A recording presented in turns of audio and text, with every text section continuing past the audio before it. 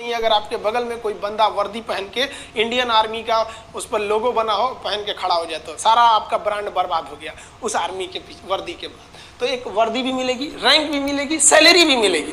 क्या नहीं मिलेगा? तो भैया पेंशन नहीं मिलेगी। सारा बवाल तो पेंशन कम करने के लिए हो रहा है, समझ में आया कि नहीं? तो पेंशन नहीं मिलेगा आपको।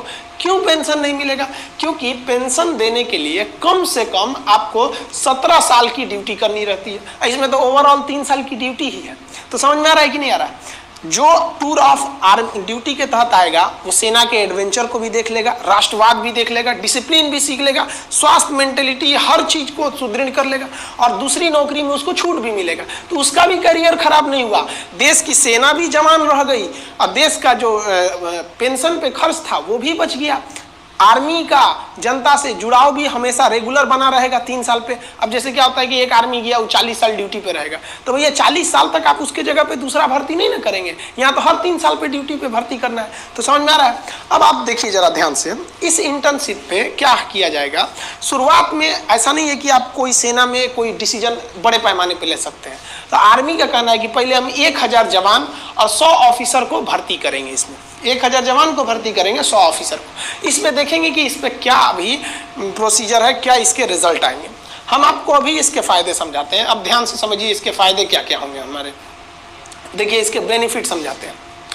एक रेगुलर जो जवान होता है, हम अभी इसमें ऑफिसर की बातें नहीं कर रहे हैं, हम जवान की बात कर रहे हैं। देखिए ऑफिसर बहुत कम होते हैं। एक कंपनी में लगभग 3 प्लाटून होता है। जैसे 10 जवान का एक सेक्शन होता है और 3 सेक्शन को मिला के एक प्लाटून बनता है और 3 प्लाटून को मिला देंगे तो एक कंपनी बनती है। और एक कंपनी को कमांड करता है एक ऑफिसर, यानी 90 लोगों की फौज पे एक ऑफिसर हो जाता है। 90 से 120, कभी कभी 4 प्लाटून का भी एक कंपनी बनता है। वो फर्दर वीडियो में हम आपको समझाएंगे।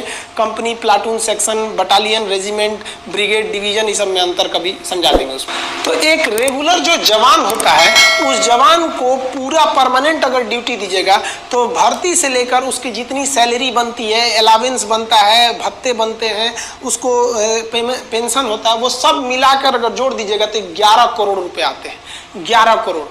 और अगर यही जवान अगर हम टूर ऑफ ड्यूटी के तहत लेते हैं तो 3 साल का है, तो 3 साल में आप उसको कितना अलावेंस दे दीजिएगा, कितना खर्चा कीजिएगा। अब पेंशन का तो बवाले नहीं है, तो टोटल 90 लाख खर्च आएगा। तो हम यहाँ कैलकुलेशन इजी करने के लिए 1 करोड़ लिख दिए, मान के चलिए 1 करोड़ आएगा। तो सोचिए जो रेगुलर जवान है वो 11 करोड़ और जो टूर ऑफ ड्यूटी पे आ रहा है 1 करोड़, यानी एक जवान पर कितना बचेगा हमको?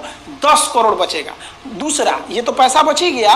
दूसरा, ये जो फुल समय ड्यूटी करेगा, जैसे मान लीजिए कि हम ही आर्मी में भर्ती हो जाए तो अभी हम अच्छे से ड्यूटी कर सकते हैं, लेकिन 10 साल बाद क्या बुढ़ा जाएगा आदमी, अच्छे से नहीं ना ड्यूटी हो पाएगी, उतने बेहतरीन ढंग से नहीं हो पाएगा जितना कि यंग आदमी कर सकता है।